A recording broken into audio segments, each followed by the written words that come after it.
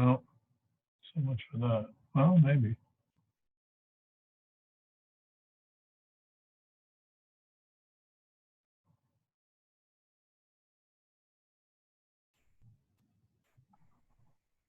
Hey there. Hey, Tom. Hello, It's Tom. not any better. It's not any better. I tried the other way. I'm gonna have to call them tomorrow. Oh, yeah, do that, Tom. Let's get that taken care of. That's ridiculous. I Yeah. must admit. Well, there. See now, it jumps back. I don't know. I tried to change it, but I mean, I did change it, but it doesn't seem to do any different. So it must be something with their connection with the computer here. I think so, yeah. I think the council can afford to pay for that. Well, no, it should. I don't know if it's. I don't really Zoom for anything else here, but I could. But I haven't.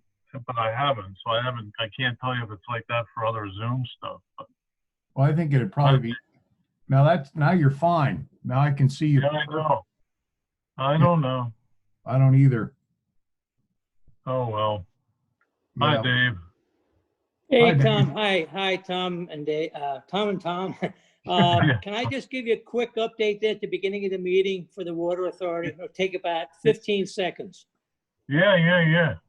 Okay, it's not on the agenda, but it's no big deal. Just to see where we are at the moment. Well, we can put you on at before public comment if you want. Either one, whatever's handy for you. It doesn't matter. Okay. Because I usually never listen to most of the meeting. As long as that, because you never know how long that 5 minutes will go. But No, I guarantee you. Yeah, I know. Well. By the way, while you two are, those railings on these steps out here, I don't know if you've seen them or not. They're fantastic. They just absolutely. I have. Yeah, I have. They are. Yeah, nice. Barb and I have gone up and down several times, and they're just great. They're just absolutely great. Look the way when we were kids, huh? Absolutely, they look. Oh, they're fab. You know, you can't buy anything like that. No, you can't. You really Not can't. anymore. Nope, you can't buy something like that. No, they did a great job on it. Did they finish the other side yet? I don't know if they're working. I have not seen any activity, but I don't usually get on the other side. Yeah. Wow.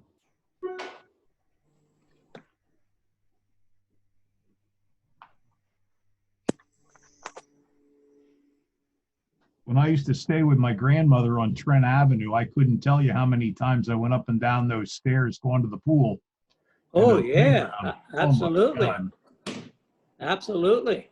I must have gone up and down there a million times. I believe that. Which, both sides or just the one side? Which, both sides? Just the side of the Iris Club, your place is on. Okay. I may come in and out as one of the parts I don't have to. Just right now, went up and down too. Yeah.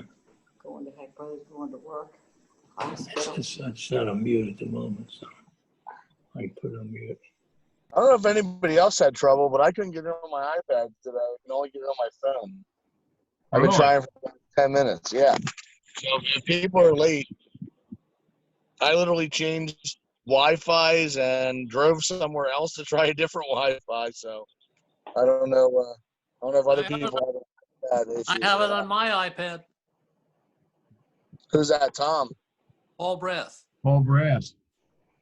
Oh, Paul Brass. Well, Paul Brass is just so technology advanced over the rest of us. He figured it out. My iPad's okay. So I'm literally sitting in my car because the Wi-Fi in the building I was in wasn't letting me get on. Buddy. Yep, same thing. Error code 5003 is being blocked by a firewall or proxy. Odd. Chris, do you have anything to add with Dave's stuff or just listening in? No, I haven't heard anything. Dave's got the most recent information. Okay. Well, I won't jump over to you unless you want to chime in with something. No, I think I'm good unless something comes up. All right.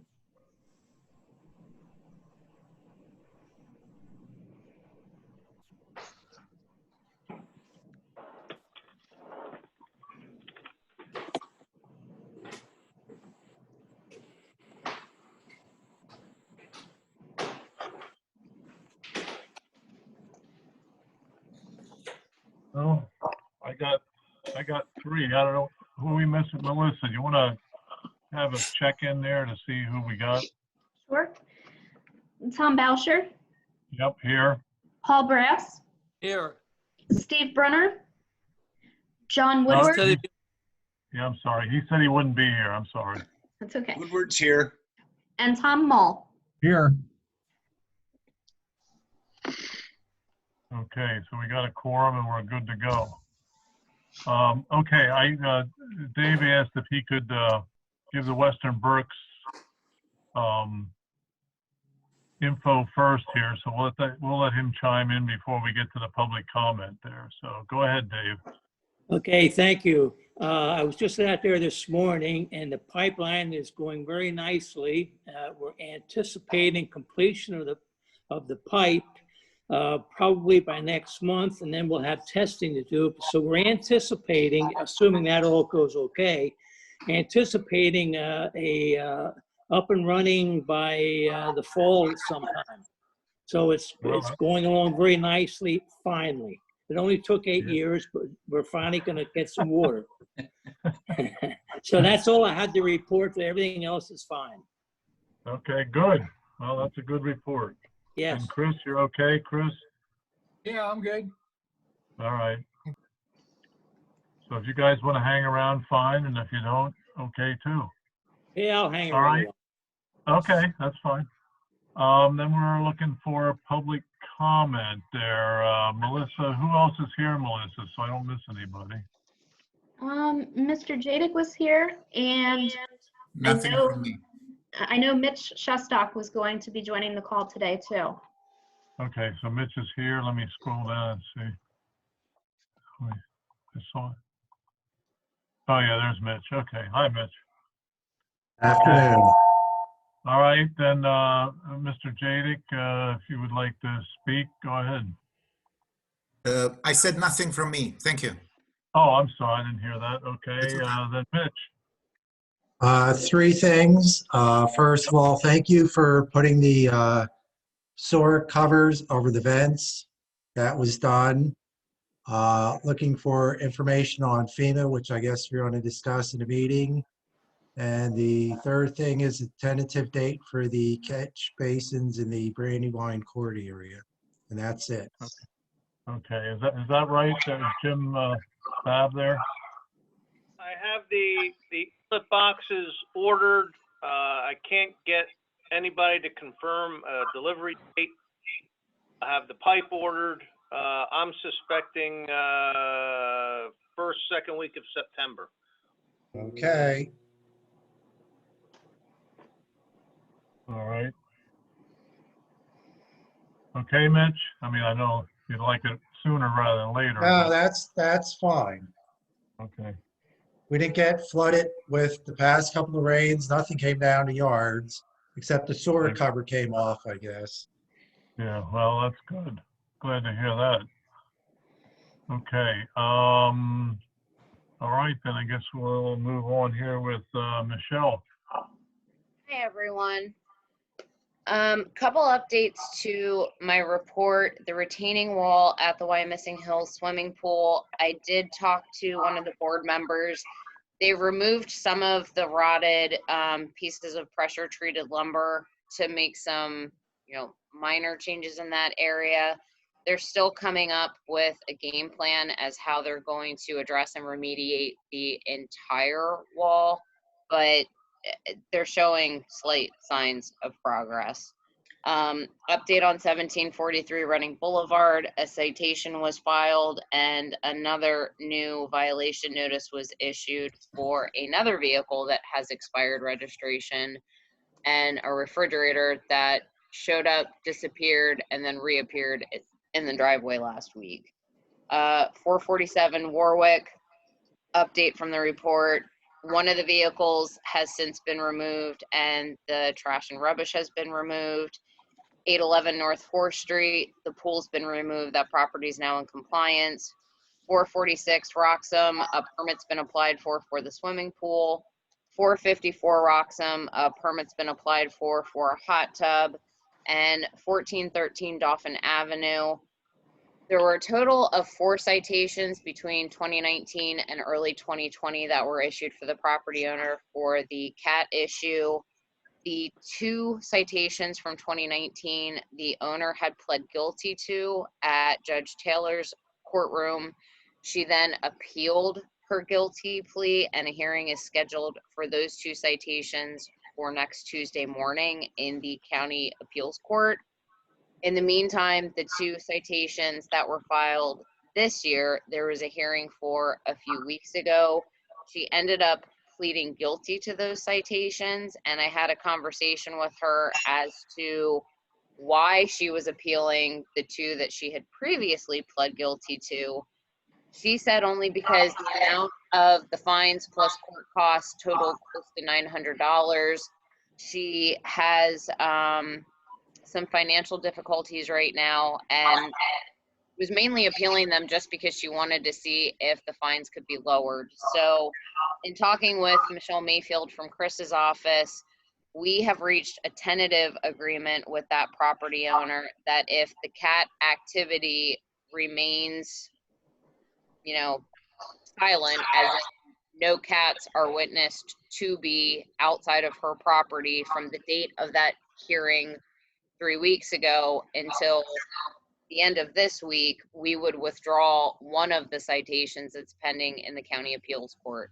So as of now, it remains quiet. I'm almost reluctant to say that out loud and jinx myself, but the hope is one of those citations will be withdrawn. She'll not appeal the guilty plea on the other, and then that situation is hopefully taken care of.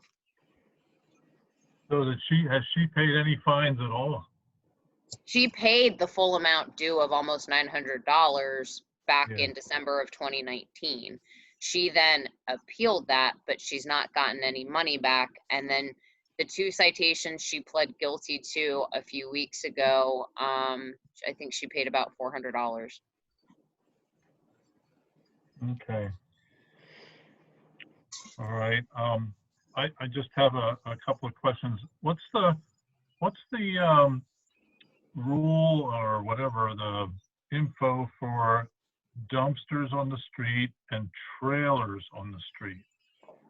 I can't speak to trailers because I have no enforcement over the street and parking. That falls under the police department. Dumpsters are permitted with a permit for a maximum of 10 days at a time unless there's an active building permit, in which case they are permitted on the street for as long as the building permit is active and open. Okay, because I have one of each across the street from me. So the trailer, I should check with the police, you mean, or what? Yes. Okay, because that's just parked there too. I don't know what they're doing now. I forget the address. They're like 1550 something. You probably know. Do they have an active building permit, I guess? For the dumpster, you mean? Yeah, for that to be there, because it's been there longer than 10 days. Hold on 1 second.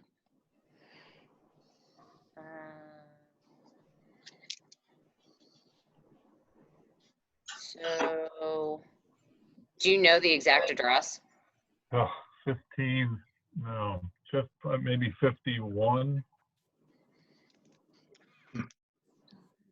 Dolphin, 17. 15. No, I know. I was just saying I was Oh, looking at one that was for 17. Okay, all right.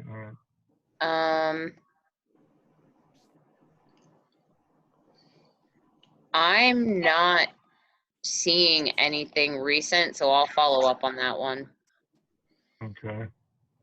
And I should check with the PD about the trailer? Yes, because I have no jurisdiction over parking on the street in terms of trailers or vehicles. Okay, but dumpsters you do, right? Because they're required to obtain a permit, yes. Yeah, okay. One other one is about the vegetation stuff. I saw several in here again. They seem to be random when they pick out stuff in the alleys, or somebody complains, I guess.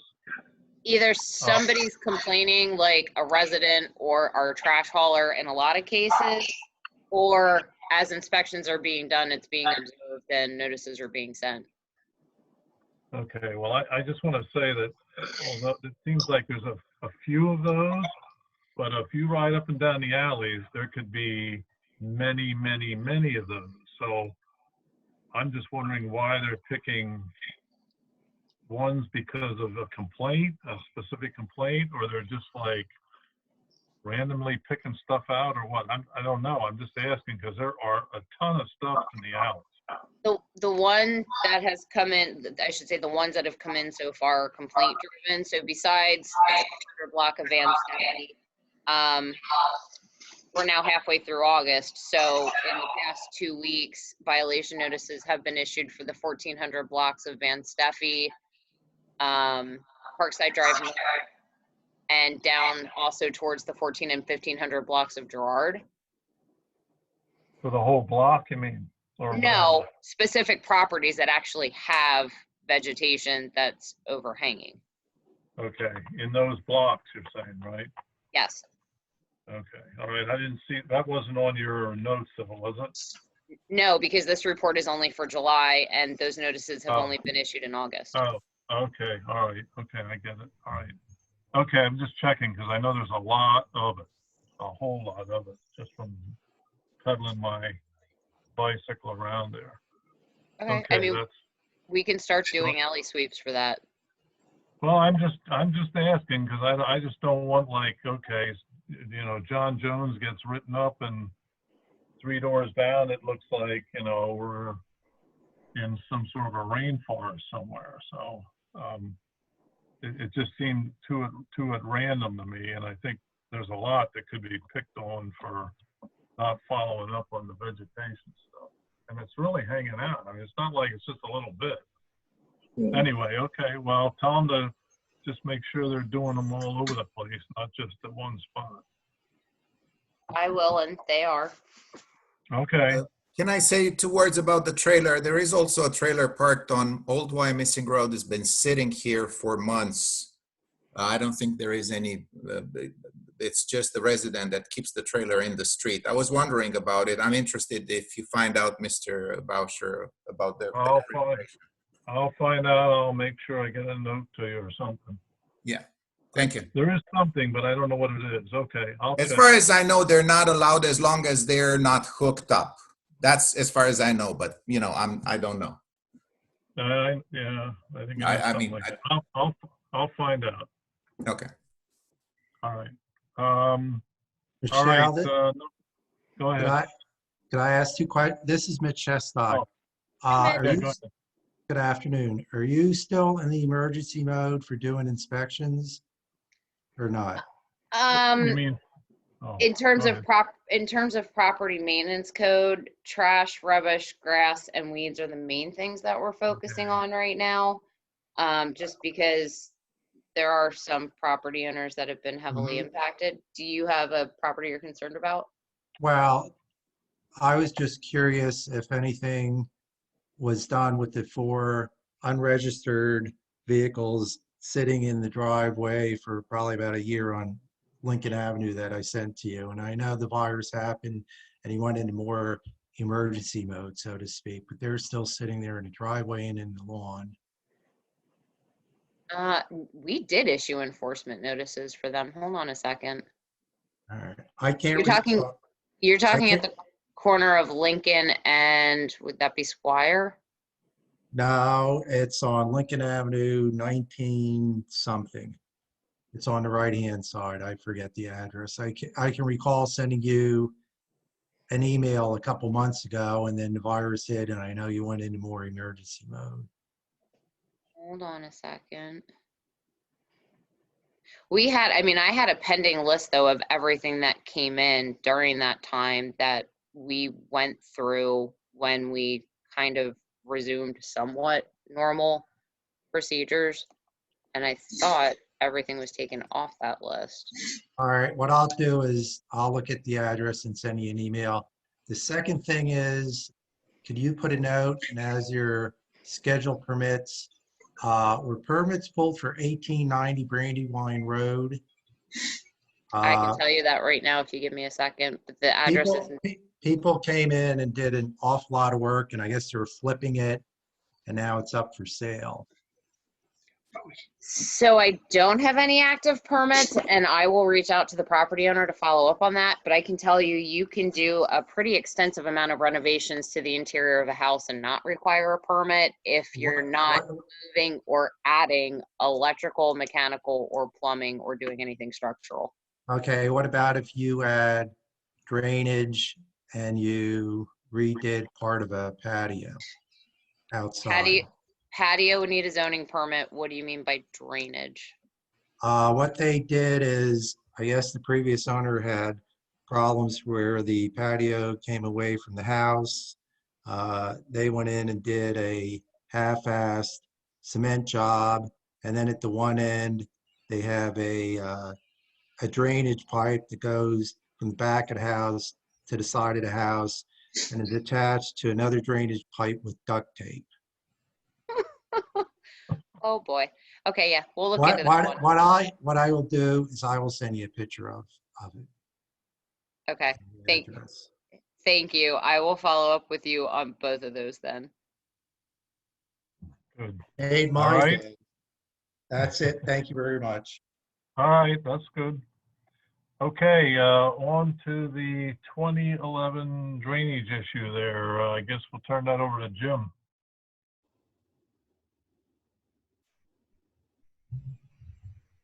There, Jim McCarthy. Is he there? Hold on, I was muted. There's nothing to talk about there. We're having a meeting with them on Wednesday at 10 o'clock. Okay. All right, 4, project priority bid list. I don't know if there's anything to talk about there either, really. We're up to date. Yeah, you guys approved the sewer project, everything's still on hold. Okay, I didn't know if there was something else for that or not. All right, then onto the water system. The rate, PA American, that might be Jim McCarthy. That's before the Public Utilities Commission. They're still going through their hearings. Okay, so, okay, slow progress.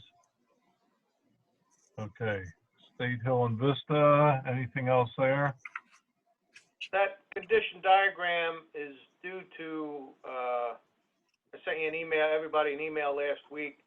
PA American's putting in a new water line in State Hill Road from Valley to Wellington, and they're gonna start in the next week or two. Probably be out there a month plus. There'll be some traffic congestion, so avoid the area. Okay. And those letters, are those the ones for the water thing? Is that what that's for? Yes, sir. And we haven't heard anything back from Pennsylvania American, from Melanie. Okay, nothing yet. Okay. All right, sewers, Jim. We're finalizing the bid document, and we're hoping to have an award at the October council meeting. I guess that would be. Right. Okay. Goal is we're trying to have the bid opening prior to the September infrastructure meeting. Okay. And the JMA NPDES permit? This is just informative. I got this letter from Dave Wisser, and I just wanted to impart that when I was talking to him about this, the permit allows them, if you see that copper limit of 0.021 milligrams per liter or 21 parts per billion, those numbers are far, how can I, is it lower or would it be lower or higher? The water, the tap water, the Western Berks water can have far more copper in it by DEP rule than the sewer plant. It's just ridiculous number and expensive cost for the JMA to reduce their copper to 21 parts per billion when the tap water can have even more than that without any repercussions. It's just strange. That is weird. So they're dealing with that at the plant, I assume. Just sent this email out as a matter of information. Good. All right. Thank you, big government. Number 7. Streets. Anything there? The pre-construction meeting for 4th Street is tomorrow with Barwas Construction, Equus, our office, Jim, Michelle, everyone. So that's moving forward nicely. Good. All right. The transfer of ownership from Equus to the borough for that pocket park. Do we need, we're all done with that? I guess that would be Chris's deal. That all occurred, Tom. They yeah, that's all. It's all completed. Yeah. All right, all done. All right. So, and then let's see, Penn Avenue and Forest, the pedestrian signal and safety stuff there. Anything else on that?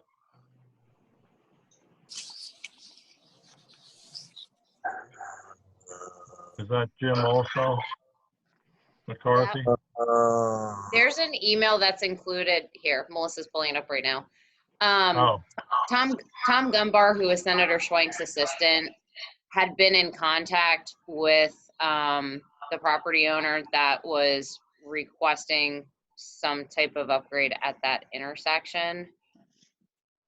I'm on the call, by the way. This is Patrick Thurber. Hi, Mr. Thurber. Hi. I can provide details if necessary, if you want to continue describing. I don't know if I shouldn't speak because I didn't speak up during the public comment period. I don't want to, fall afoul of any procedural. All right, well, we'll let Michelle do it, and if she misses something, you can tell us. Great. Go ahead, Michelle. I mean, so Melissa, technically, it's on the agenda. If he can add vital information, it probably makes sense to hear from him. Right. So you want me to chime in now? All right, go ahead.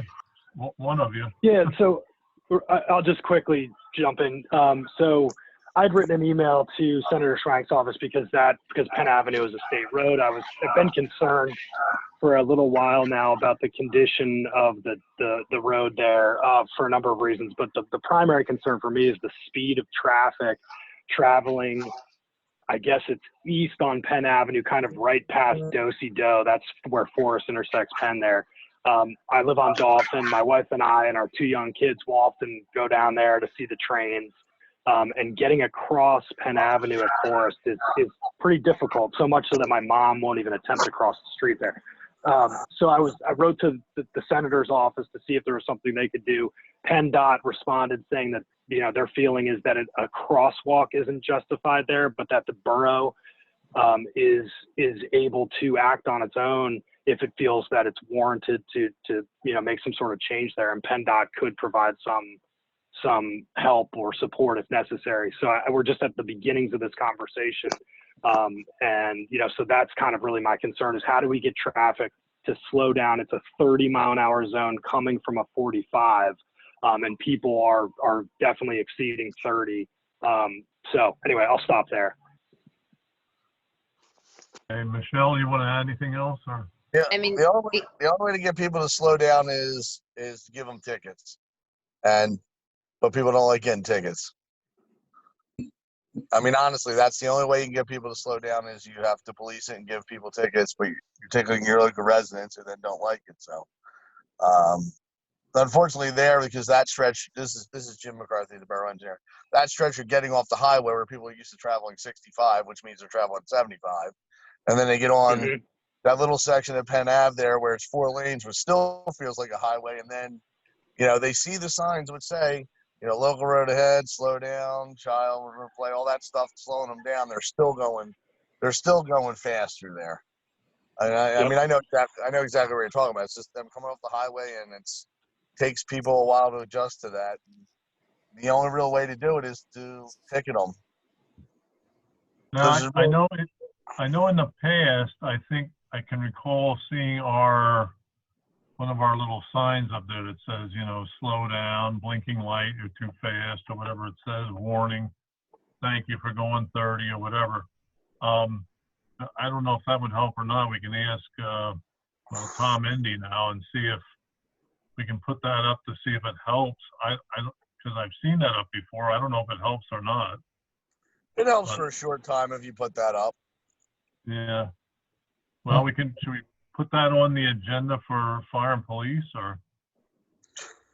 Yeah, I think what you're dealing with here is more of an enforcement issue than a design issue, because if PennDOT said the crosswalk's not warranted, odds are if we go spend all the money to try and revise that single permit to add a crosswalk, they're going to shoot us down.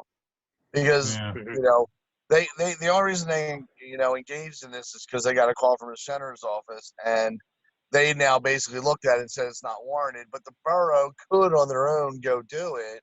Problem is, when we come back to try and amend the signal permit, if we wanted to do that, if they're already saying it doesn't meet the warrants, they're not going to let us do it.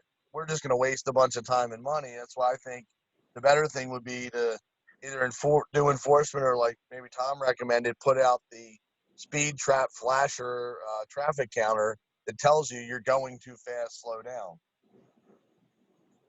I think what you can do is you can have Tom put the device out there for a while that informs people of their speed. Put that up for about a week, and then put a week of a select enforcement in there, and hand out some tickets, and that usually has some kind of an effect. That's what I would do. So we need to do that through fire and police? I don't think so. Just go ahead. I let the mayor know.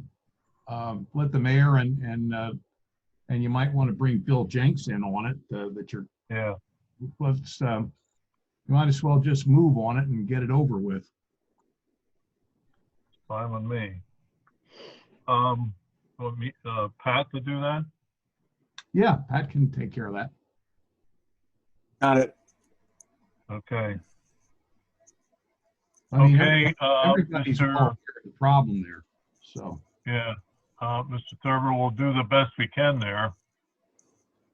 I appreciate it. Thank you. I know. Hopefully that helps you out. And not just you, but everybody who crosses there. Yeah. I know. It's not easy. Greatly appreciate it. Okay, we'll give it a shot.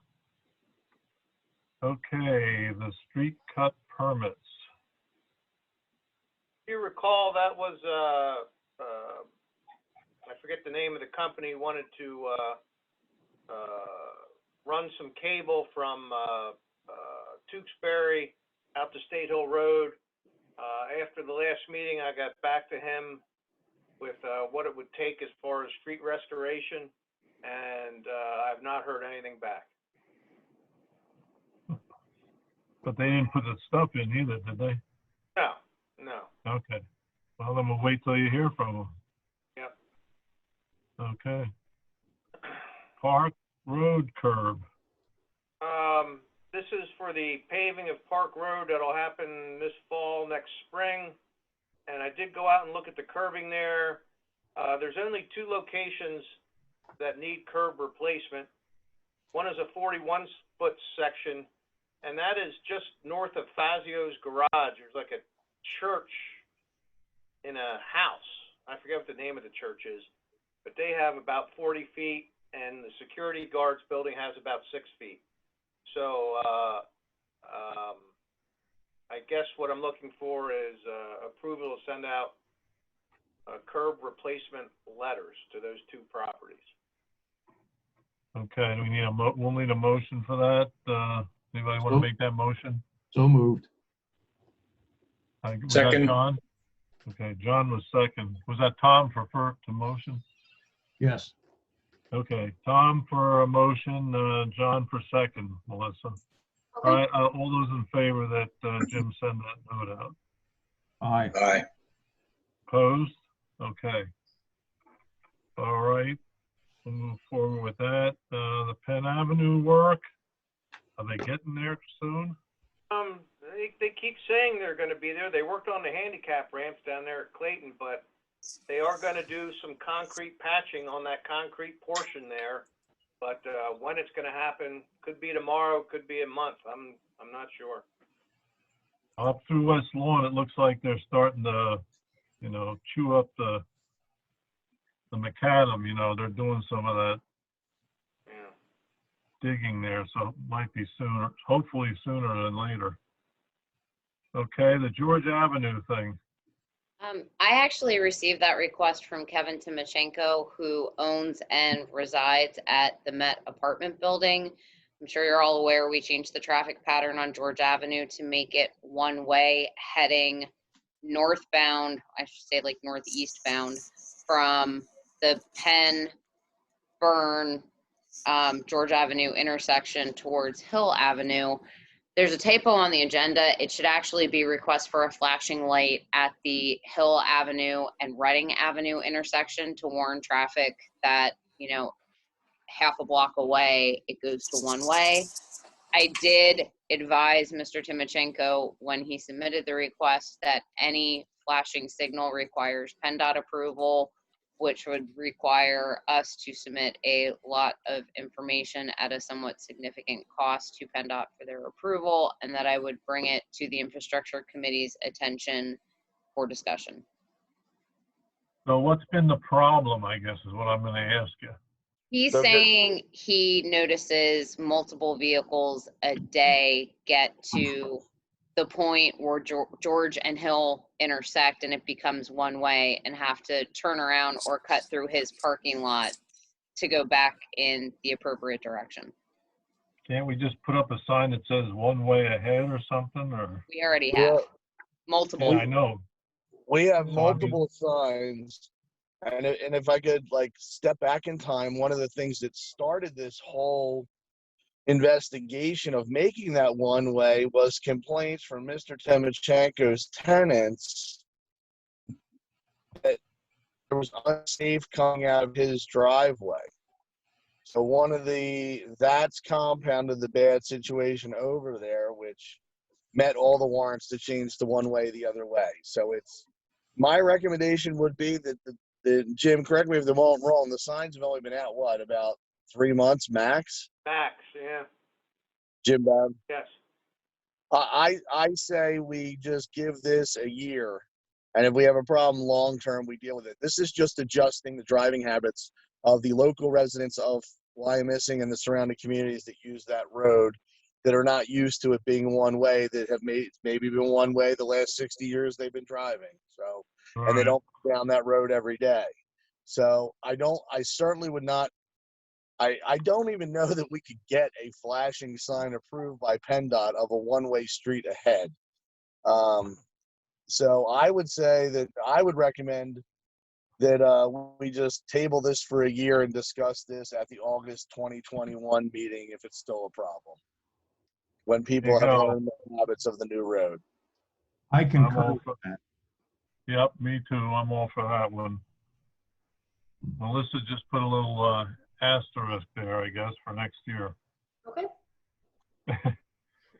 All right, the building code hydrant deal there. Tom, I have one more street item I'd like to chime in on before. All right, go ahead.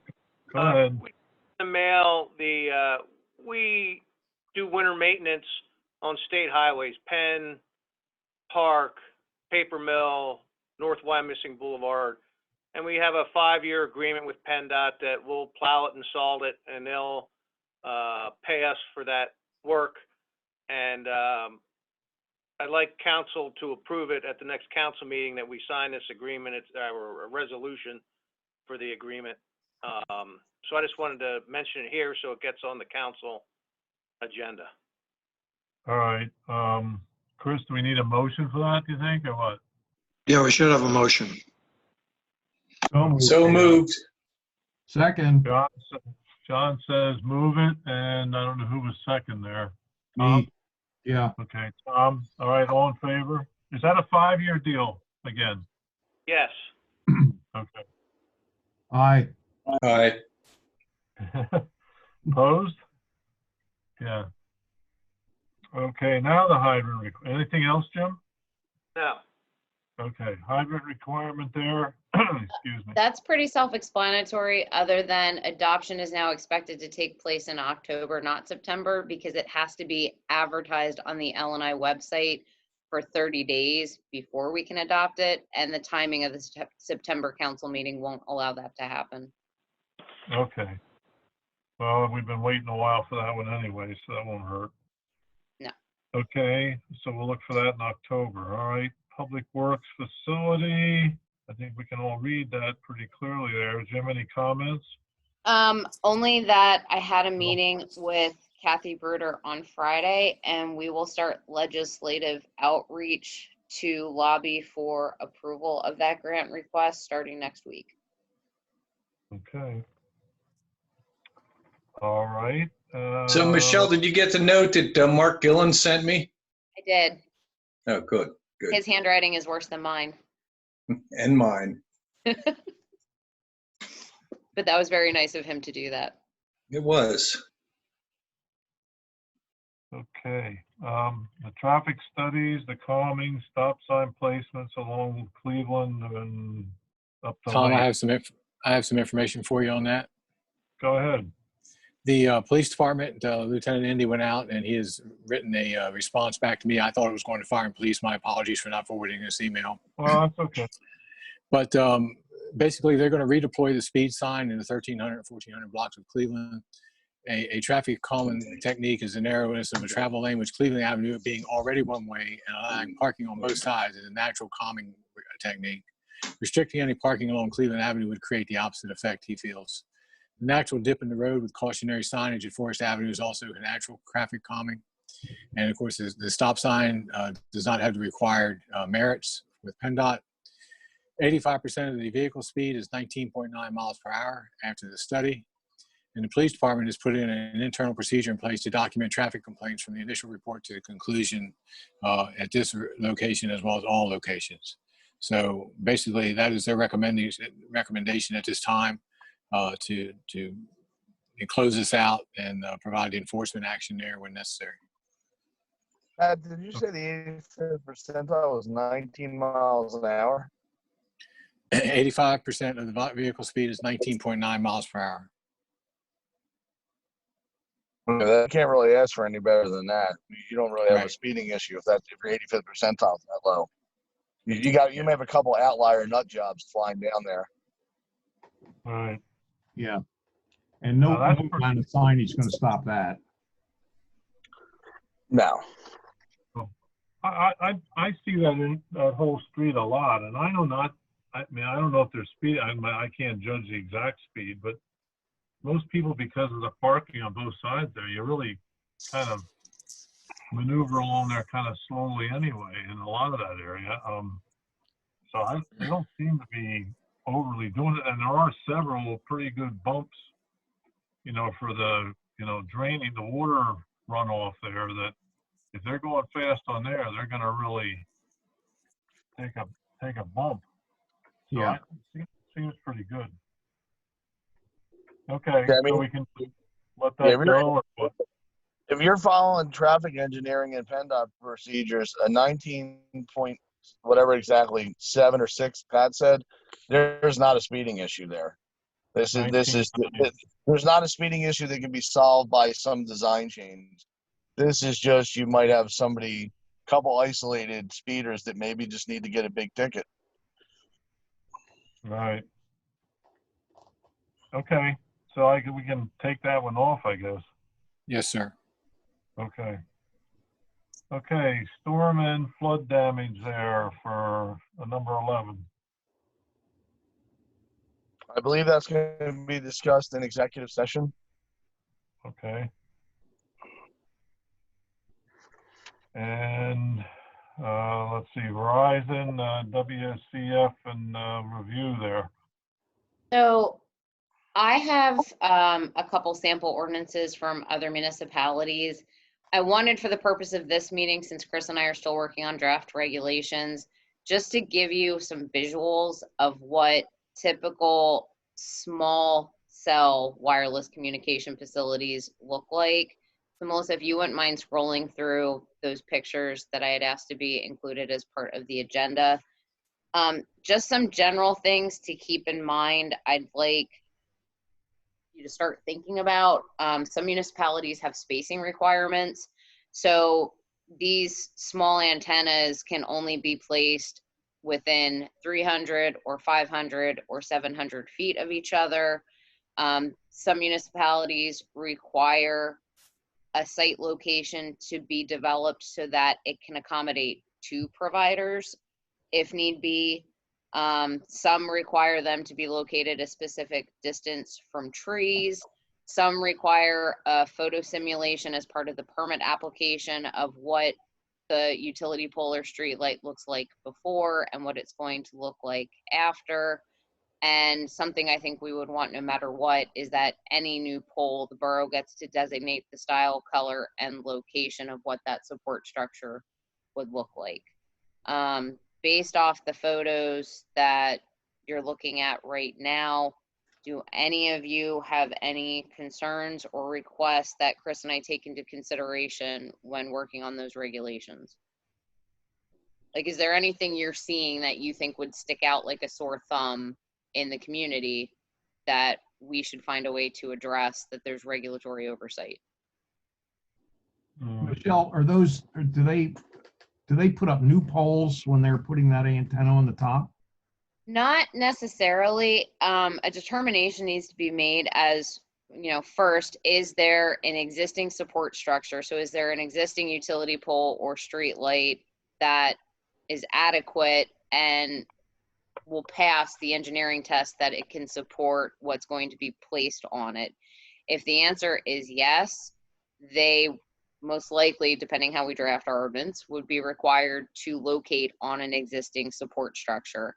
If they're unable to find a support structure in the vicinity of where they're determining there's a gap in coverage, we could require them to install a new pole or most likely street light in our case. But again, they would pay for that and we would be able to designate what that pole is going to look like in terms of color, height, location, and style. And I would think we would use one of the existing streetlight styles we've already identified based off the neighborhood or location in the borough it's going in that we've started using for development projects. Okay. And they look to be about 3 feet tall, maybe, or high, or whatever. Typically, they're 3 feet tall by anywhere from 18 to 24 inches wide. Yeah. But most people probably won't even notice that they're up. No. Correct. Yeah, I don't find any of them to be offensive. No, I don't either. How about if they're putting up on existing poles, make sure they have to paint them? Since PPL doesn't want to do it. That's actually a good idea. Yeah, because there's our neighborhood's got a couple of them that really look terrible. Yeah, I agree. That's a good idea. I'm making a note right now. Scrape and paint. Chris, do you have anything you want to add to that? No, I was curious to get input from the committee about whether you found anything you see in these photographs to be offensive. And I haven't heard anybody who finds it objectionable. So I think that helps Michelle and I to understand what we should include in these standards that we're going to work on. Yeah, I mean, are there other places that have them that have anything different for the most part, or is this pretty standard for wherever they go up? From what I've seen, and I mean, I've looked at all different areas of the country, not just Pennsylvania and not just Berks County, this is pretty standard. I mean, there are some communities that have extremely restrictive regulations, like you can't place them that it would block more than a certain percentage of the view from a residential window of a house. They require some that have the electrical components if there's not a way to pole mount them, that they have to be mounted on the ground, that you have to landscape the area around them. I think that's things we could write into our ordinance, like any electrical component or, you know, equipment that goes along with the antenna itself must be pole mounted at a height so many feet off the ground, that we don't have to get into the nitty gritty of regulating every possible aspect, because we're saying there's only one way they have to do it. Right, we don't have to make it look like a tree or something, yeah. Yes. Okay, all right. Okay. All right. I knew there was something I wanted to say in infrastructure and I had forgotten. This was one I don't know. Is it possible that I say a couple of words regarding these toys? If you take 1 minute. It's not going to take more than that. It's back to my suggestion, my discussion that you heard last time with the big fiber optic cables. So my concern is if we give them now something, if they, to be restrictive enough as to what they put up there. Because like I said, with PPL, we had a little cable on the poles. Now we have just these huge, humongous things. And there's nothing we can do about them. So that's my concern here, that they don't morph into something else later. And then the other thing is, I'm not the guy who believes in the 5G is burning your brains, but it could be that such antennas at small distances might have some effects. So maybe look into that, you know, I don't know. I know it's hard to regulate the future, but I'm saying it could be that these high amplifiers could have some effects on people. They are, Adrian, they are required to submit, even under our current regulations, they are required to submit that they comply with all FCC and FAA regulations, including vibrations, transmissions, any, oh, what's the word I'm looking for? Electromagnetic frequencies, I believe they call it, to show that there's not any impact on the area directly adjacent to where the antenna is. Right. Okay. Hopefully, yeah. That's reasonable. I think by you guys doing this, that should help to put some, you know, at least guidance on it there, restrictions more than, you know, we have with like those cable wires hanging on the poles. I get it, but okay. All right. Thank you. Okay, Woodland Road signal. Are we still drafting there? I think that bullet point applied to number 12. Oh. I think that's a typo in the agenda. Oh. That is, okay. Melissa has a new agenda. I noticed that typo after the agenda went out. So what you're viewing on your screen is the corrected version. The old copy from Friday had the bullet point at the wrong location. All right, I didn't see that. Okay. I thought it was something from this. Okay, is there a comment about that? Right? I'm sorry, go ahead. I think 13 is just them escrowing the PennDOT improvements, and so because the state law requires the borough to be permittee on all traffic signals, and because the school district is doing the modifications to the Woodland Road signal, that I think it was that they would put the necessary bonding and agreement in place to Chris's satisfaction. Isn't that correct, Chris, on that one? Yeah, that's right. Okay. So at this point, they have all the PennDOT permits. It's just a matter of them putting the necessary financial security agreement in place before doing the work, so we're not on the hook as the borough to finish the work if they don't finish it. Okay. Gotcha. All right, then we go to the YR Bridge thing, and I think we got lots of documentation on that, unless anybody has. We need an official, I guess, put out a bid here, I guess, right? Well, what we need is, if we want to move forward with that project, due to the timing on the lead time on that bridge, I think it's like 36 weeks. So if we want to get that bridge in 2021, we should probably put that out to bid this fall. That way that the bridge could be ordered and constructed during the 2021 construction season. Okay. And Michelle, what is the timing on that grant when we have to do that work by? So We have, I mean, we have roughly a year from when we're, formally awarded the grant to complete construction, but we can request extensions on that. And the only thing I'm a little cautious about putting this out to bid for right now is because we don't have an executed grant agreement with PennDOT for that $633,000. Well, I just wanted council to authorize that, so when we had that grant executed, we didn't have to wait for an infrastructure meeting and a council meeting and lose a 2-month timeline. Okay, Colleen just made it very clear to me when we talked last week that we should not physically formally put anything out to bid until we have that agreement, or it could jeopardize our chances of getting the money. And I agree 100% with that. That said, when Kathy and I talked about that with Jenny on Friday, Jenny was suggesting we go through District 5, and when I kind of brought her up to speed with some of the issues we've had with that approach in the past, she said give her a couple of days to think about it, but that, she's going to get back to me as to how we can make this work as easily and quickly as possible. Okay. Yeah, I was just thinking maybe we want to do that as a conditional award once we have that, a conditional acceptance of that grant and a authorization to put it out to bid, so that we could just get on that once the money is here. So we, 1, don't lose it, and 2, don't miss the construction season. Makes sense. Okay. Let's get a motion to that effect. I'll make it. Okay, and that motion will be to go ahead with that after or conditional upon receiving the grant. Is that okay, Michelle? Sorry, I Michelle? muted myself. Yes, that's fine. Oh, okay, good. All right, Tom makes the motion, and is there a second? Second. Okay, John seconds, and all those in favor? Aye. Aye. Opposed? Okay.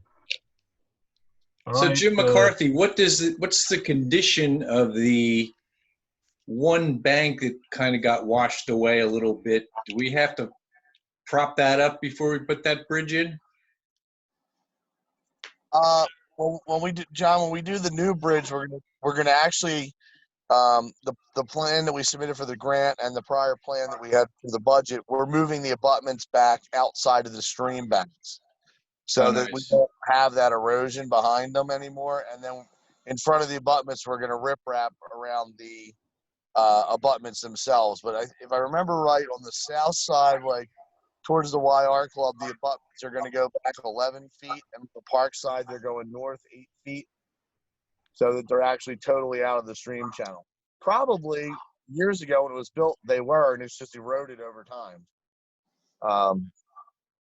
But I would think this bridge should be fine in all of our working lifetimes.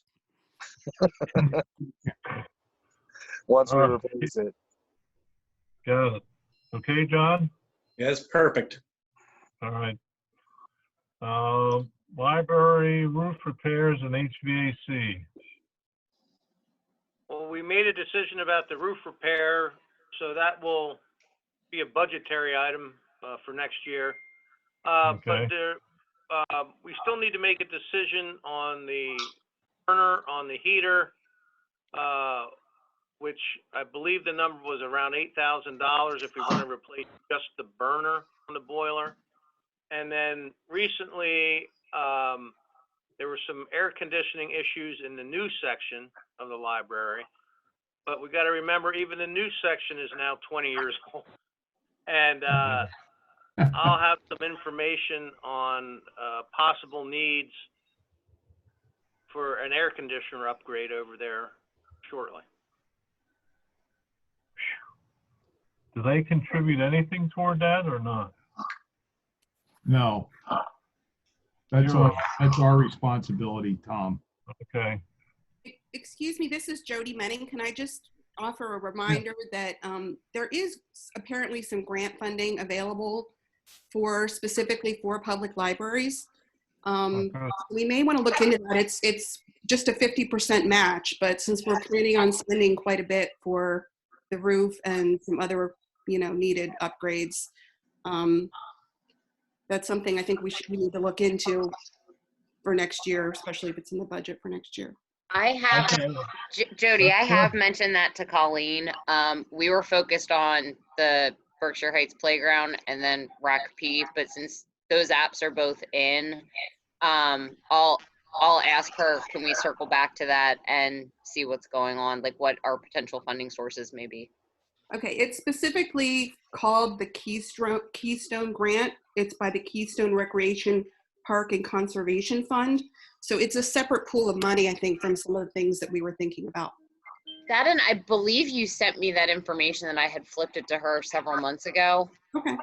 I'll talk to her about that. If you need me to send it again, just let me know. Okay, thanks, Jody. Sure. Yep. Yeah, actually, Jody, we had worked with Fleetwood Library Group, and they had gotten that grant to redo the library work they just did up there last winter. Yeah, it looks like you can use it for roofs, HVAC, any facilities improvements, even the ADA compliance things that we may need to deal with. So, worth looking into. And what is it, about a 50-50 you said, Jody? It's yeah, it's 50%. Yeah, well, that's good. Okay, all right, well, we'll check that out, but thanks for bringing that up. That's a good idea. So Michelle, let me ask you a question, and Jody as well. Is it preposterous for us to try to do some grant writing by ourselves, or do we need our lobbyists? I would say at this point, you're paying for a grant writer and a lobbyist, so you might as well use them. I'm trying to learn as much as I can from Colleen on the grant writing side. I mean, I've now worked with her on the DCED and PennDOT multimodal, the greenways and trails, RACP, and we're talking about potentially some other ones. Each grant program, depending who it's administered by, has its different nuances, but the general gist of most of them are cost estimate, assessment of why the project is required, how it's going to benefit the community, how it's going to benefit the taxpayers, and how does it fit in either to regional or local economic development. Gotcha. And which state senator and legislators support your project? Yes, that too. I honestly think, John, if you were asking me, we've written hundreds, maybe thousands of grants, and you can have the best grant, but you gotta have the people you have now, their connections, I think, have been why we've been batting our high average on these grants outside of, who you know. Yep. We learned I'm doing the best I can to let them all know how much we appreciate it. I know. Don't you have a desk yet in Harrisburg after all the trips?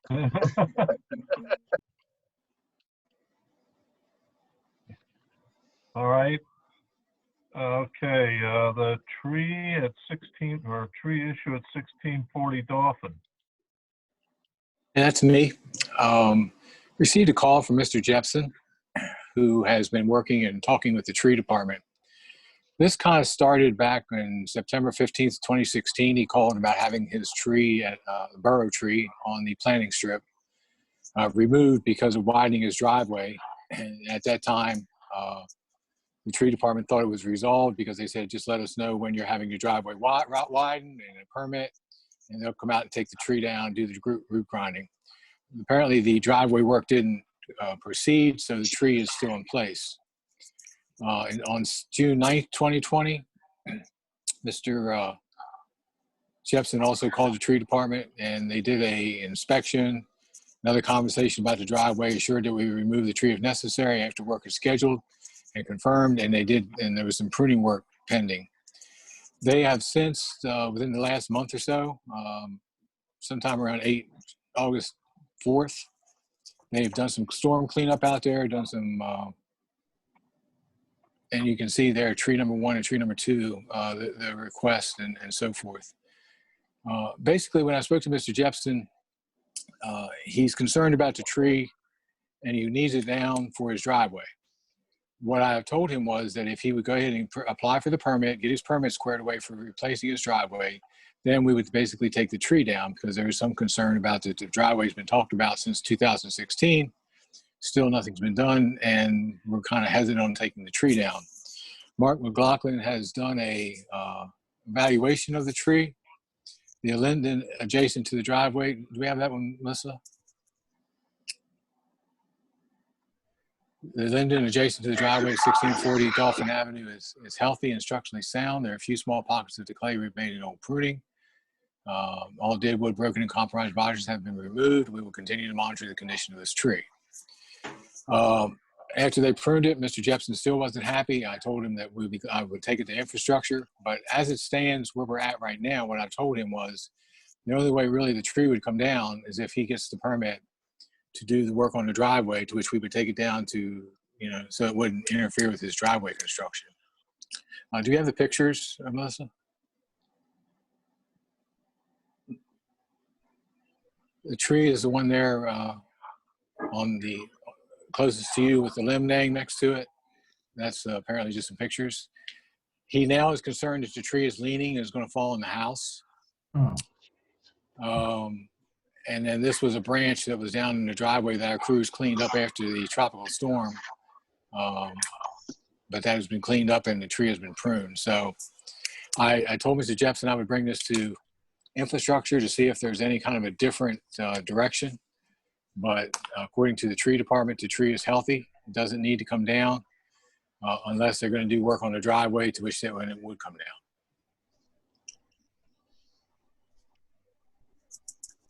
I don't see a reason to take it down. If that's what we've told him that we're going to do, that's the way it's got to be. Is it the driveway? That is his driveway right there, though, right? Yes, sir. And he wants to. What does he want to do? Widen it. I guess he wants to widen it or do some repair there, which would basically, Mark did say that the tree would have to come down in that case. And does he have a permit to widen it or not? No, sir. No, he is not.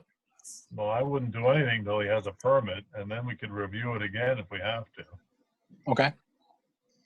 I don't know. What the rest? Anybody else? That's my. Once again, the tree department has told him that they will take the tree down if he gets the permit. They're just concerned about taking the tree down before any work is conducted on the driveway. Oh, yeah. Especially if they deem it healthy. Yes, sir. Well, the driveway looks to be non-conforming. It has too big of a radius on that side by the tree.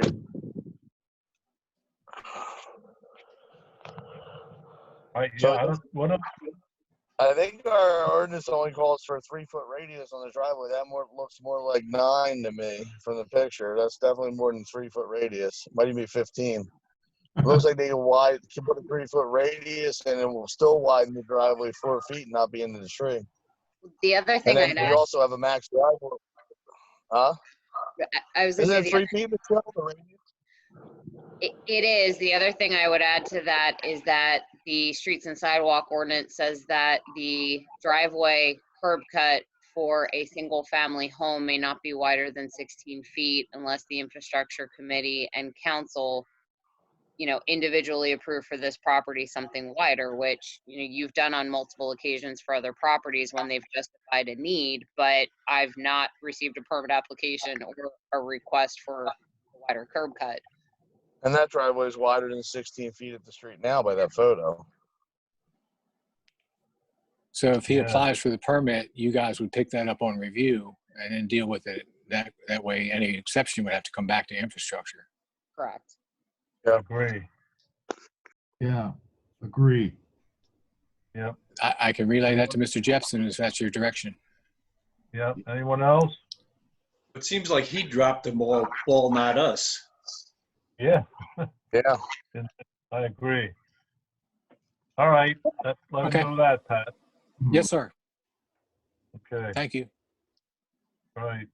Tom, I have one last item, if I could chime in. Go ahead. Stonehouse Pond, all the work we wanted to do down there is now complete. I don't know if the committee would like the Stonehouse Pond filled again or to keep it dry. Well, I had that on my notes here. Did they remove those barricades yet? I think the barricades are still there, but it's ready to go. Yeah, I've seen it. It looks good. The barricades ought to go because it screws people up. You ought to see them when they walk around there. You think it was the Berlin Wall you had up there or something. But yeah, it looked okay. And are they going to finish grading that around the spillway there? Yeah, we'll let it get rained on and settle a little bit, and then seed it in a few weeks. Yeah. Yeah. Okay. I think don't know. I let it fill it up again. See what happens.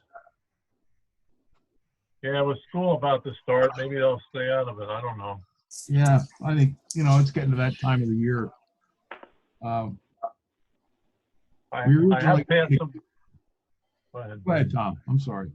No, I was going to say, when I've walked around down there, I've had people say, "Are they ever going to fill this up again?" And I kind of explain why we drain it to start with, and then they kind of agree with that. But I don't know. It's the swimmers. I don't know.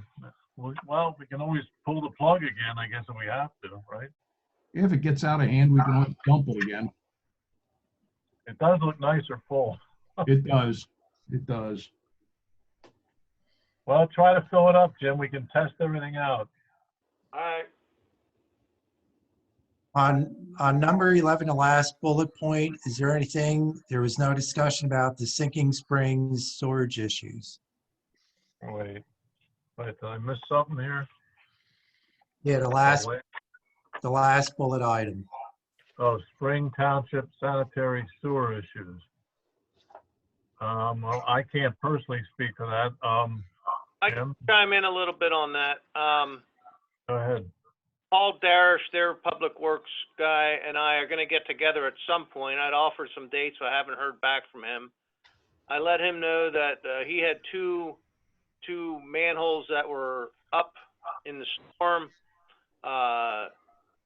He let me know that on their Gring Drive that they had some sewage in basements, and we contribute to that, to that drainage basin in their township with some of our Wyomissing Hills sewage. And so we both want to try to clarify. We're kind of blaming each other for each other's problems, and we're going to have a discussion about it at some point. Short. All right. Now you're going to have a executive session on the FEMA information. Do you plan to come out with something, hopefully, at the September meeting, like a summary or something, or path forward? All right. Well, let me. Jim, is that a possibility? McCarthy. I don't know if you're gonna. I'm assuming we're gonna go into exec session. And Chris, correct me if I'm wrong. Are we coming back into a meeting, or are we just gonna move it to next month's meeting? My recommendation would be to move it to next month because it's possible that executive session will result in some guidance to staff to do follow-up. I mean, I don't know yet what the committee is going to feel about the information that we present in that executive session. So at this point, I'm not anticipating, Mitch, that we will come back and have any official action by the committee today. Well, I wasn't expecting anything. I was looking for like a follow-up at the September meeting. Yeah, I think that's fair too. Okay, that's reasonable. Yeah, I would think at minimum it'll be discussed at the next meeting. All right. Okay. All right, Mitch. Thank you. Okay. And okay, Jim, with that other stuff, that's fine. And to remove the barricades, we'll be in business, I guess. Fill her up and let the water flow. Okay. Okay. I have one question, quick. I guess this would be Michelle. The rebuild of the house on Evans and Reading Boulevard at the corner. Mm-hmm. Are they putting in a new curb cut for driveway there? Since it looks like the garage is on Evans' side. That was not included on their site plan. I'll reach out to the contractor and let them know that they would need approval to do that. But I mean, based off of what they've submitted so far, they were going to use the existing driveway. Just for a Michelle, in my casual conversations with that builder, I thought he did tell me that they were going to come out onto Evans and block the other one off. Oh, Michelle, is this 418? Yep. Oh God. All right. I'll have Sean go out and look at it tomorrow. I did. I thought, well, I guess they're going to drive all the way around the back and swing in the other way there. Sounds like not, based off of what Jim Babb's being told. Okay. Well, I think we've spent so much time with their architect that between Michelle and me, we could have built the house by now. Okay. So what happens if it stays just the way it is? Meaning You mean they build a new driveway without a permit? Yeah. Well, we make them get a permit, and if it doesn't meet criteria, they got to rip it out. What they built. Well, but I mean, can they just go ahead and dig up the street and put in a new driveway, or what? No, they're not allowed. We have a driveway and street opening ordinance that requires them to get a permit. And if they do something without that, then it's up to council if they want to seek enforcement or just seek compliance. Yikes. Well, right now it looks like we got a tiger by the tail there, because it looks like they're expecting to drive in the driveway from Evans there. I can tell you that. Anyway, well, check on it and let somebody know they got to do something different there. And otherwise, do they have to get special variance or something, or what? No, I mean, as long as they're out of the clear sight triangle and what they're proposing to do meets the ordinance requirements, we would have no issue giving them a permit. Oh, okay. All right. It just basically comes down. It just basically comes down to in that case, they're asking for forgiveness, not approval. And does council then want to cite them with a citation for not getting approval? And that's not a Jim McCarthy, Michelle Bear decision. No, I get it. All right. You can just pass along the information to us. That's all. Michelle can probably cite him as the zoning officer, but I can't without council approving it. All right. Jim, will you ask Sean to touch base? Well, I'll see Sean at pre-con tomorrow. Right. Well, yeah, we'll see everyone tomorrow. Maybe we'll all just run over there when we're done. I can't because I have another meeting, but I can after that. Okay. Well, maybe we'll run over and send you a picture. Okay. That works. Right. Okay. Anyone else? All right. Then we want to go into executive. Is that right? Anything else there? Anybody? All right. Then we'll adjourn. And no, I guess we won't adjourn. Chris, we're going to come back and. Yeah, we'll adjourn. come back close. The meeting. Yeah, this would be a recess. Okay. All right. Let's close it out then. Or recess. So we're going to go into the other meeting. Yep. This is Jim. Is there any need for me at this executive session or not? No, I don't think so. Yeah, I don't think so either. I think you get off for good behavior, Jim. Thank you very much.